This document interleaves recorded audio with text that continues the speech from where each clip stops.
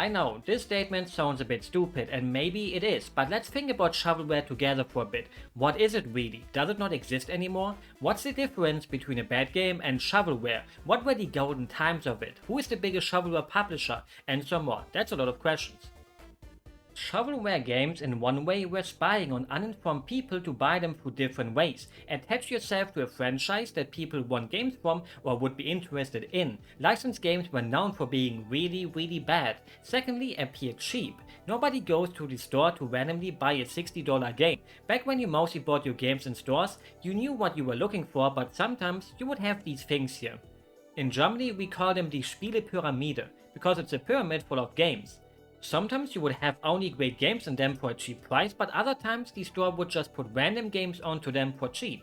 For example, on the picture here that I found, you can see great games like Trackmania, Sacred or Gothic for only $10. Then other times there would be games like Desperate Housewives or other bad games mixed in. Or let's take clearance bins, where there's just a whole bunch of games in a bin for a pretty penny. The good games are long gone already, so now it's just filled with trash. But since they're too cheap, you may look through them and think, hey, this one looks fairly interesting, and you buy it, just to find out it's not interesting at all, and now you're to blame for polluting the earth because you bought some dumb plastic that wasn't needed instead of letting it get recycled. That's what shovelware aimed for to a degree, making you think might as well pick up another game for cheap. And back then shovelware was allowed to fail because costs were low, so you could just spam game after game after game without having to worry it would put you out of business too quickly. Everyone wondered why they're making so many Autobahn Racer games, an infamous racing series that takes place in Germany, developed by Dutch people to make us Germans look really damn bad. Look at this. No one ever knew a person who bought these games, but they kept making them because they sold fairly well at first, because they were cheap and also didn't have the super trashy competition that they quickly gained after, when people realized what's going on here and stopped buying them. Even then, you didn't need to sell 500,000 copies to make a profit. Even just a few thousand would be good enough. These games were bad because they were designed to be bad and there was no cost sunk into them. Two of the biggest recent failures in gaming were Redfall and the Gollum game, and I have seen people calling them shovelware, which I don't agree with that. Are they bad? To most people, yeah. Do you think the people working on these games wanted to make bad games? Obviously not. Both of these costed millions to make and also took years. They may feel like cheap shovelware games, but they aren't. Both games also screwed over the developers because Daedalic basically shut down their development department despite making such beloved point-and-click adventure games before Gollum. And Microsoft shut down Arcane Austin because Redfall was more like Red Flop, despite making a modern classic with Prey right before.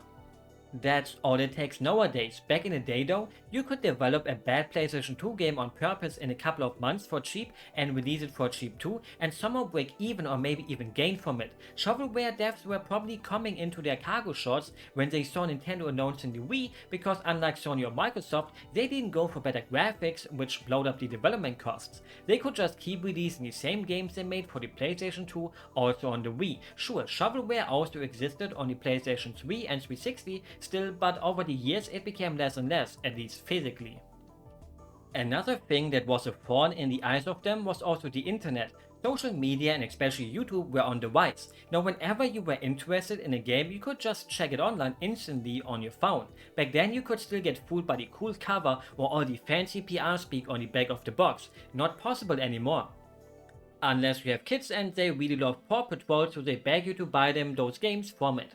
Time for them to learn that licensed games are rarely worth it. We all went through that before ourselves. Wanting to see our favorite cartoon or anime characters in a video game and being so excited on the way back home from the store and reading the manual, just to be really disappointed when you put it into your console and see, yep, this is no fun at all. Licensed shovelware could have its very own video, and maybe it will become a reality one day. In ancient times, you had a whole wall full of PlayStation 2 games. Then another wall full of GameCube games, still PlayStation 1 games getting sold. Video games had their whole own floor just full of them. Now when you check the video game section of electronic stores, it's a shell of its former self really. Physical games will never truly die out, I think and hope, but you know, there was something special about seeing so many games at once and hearing your parents saying you are allowed to pick a game and there was just so many to choose from. Sometimes you picked a good game, sometimes you ended up picking Spyro Enter the Dragonfly. I totally didn't. Actually, sadly, I did. Luckily, eventually I started reading the Game Pro magazine and it helped me a lot not to pick a bad game since they always reviewed them in their test check on the DVD where they made fun of them. Especially Henry, who was like the funniest person in the world to me when he talked about shitty games. This was basically my angry video game nerd every month. Sadly, he passed away, and now whenever I rewatch some test checks, it feels bittersweet, laughing at his dry German humor while those shovelware games play in the background. I always wanted to honor him by subbing the test checks into English so more people can enjoy them, and maybe one day I hopefully finally will do it. But people barely even go to the store anymore to buy the games and instead just order them or buy them instantly digitally. And when you do that, you read reviews beforehand, see the Steam reviews to give you a good picture of it, watch your favorite YouTuber play the game to see if it's good, or do whatever fits your cup of Pepsi. Through all of these things, you are less open to impulse buying, even if it's on sale for cheap. If you open the eShop or Steam or basically any market where you can buy video games, you get greeted by tons of bad games, because nowadays everyone can make a game. Just download Unity, get some free assets or pay for some and just make a game without putting any love into it to try to make a bit of money with it. Anyone can make shovelware now, and that's where I have to draw the line of what shovelware really is. One person sitting in the attic and just plastering a game together with Unity Store assets for free or for a tiny bit amount of money and then releasing it despite the game being total trash does not scream shovelware to me. It's a shitty game, and shovelware games are shitty, but there's a difference between shitty because it's shitty and shitty because it's for the sake of being shitty. I think you totally can understand what I mean, despite explaining it badly like this, right? Most of these devs are also just their own publisher. You don't need a big company behind you to release a game like this because you won't really need it. You can just click the publish button on most sites or even on Steam after paying a fee and boom, there's your game on the store. Sometimes you would know just by the name of the publisher that it would be a total disaster if you bought that game with them publishing it. One of the biggest ones would be Phoenix Games. Just take a look at some of these games. Clumsy, Slumsy, Caveman Walk, I mean they do, but still. They even had a Caveman Walk 2 on the Wii. Somehow all the games they had on the Wii had a 2 in them. There's not a single good game to be found here, none. You can play all of these and will suffer for the rest of your life from the consequences of doing that.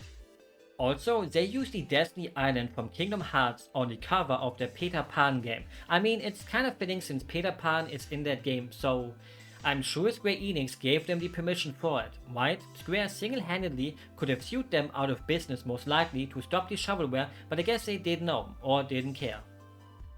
The same goes for 95% of games published by Midas Interactive, since it's also just shovelware, but when I looked through a list of some of their games that they publish, I couldn't believe my eyes. Shin Megami Tensei 3, Lucifer's Call, or just normally Nocturne, or other actual good games like Mr. Dweller and some fun experimental games such as Stretch Panic. Between waves of games I can't even be bothered to say. If all the shovelware helped them to publish some of these games here in Europe, then I can't even hate on them for it. Without Midas Interactive, the whole featuring Dante from the Devil May Cry series meme wouldn't exist, since they were the ones responsible for putting it on there. Every country here had it. In der Nebenrolle, Dante aus Der Teufel könnte weinen.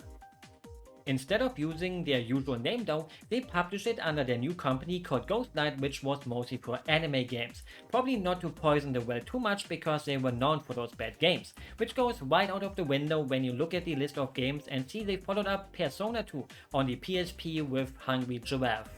In the end, I don't really truly miss it, because who would actually? It's a remnant of a time that can't be replicated anymore for dinosaurs like me or you, if you're also over the age of 20. We all had that one moment or multiple ones as kiddos where we picked a game and it was just total trash, and you knew it's trash even as a kid, but you had to deal with the consequences.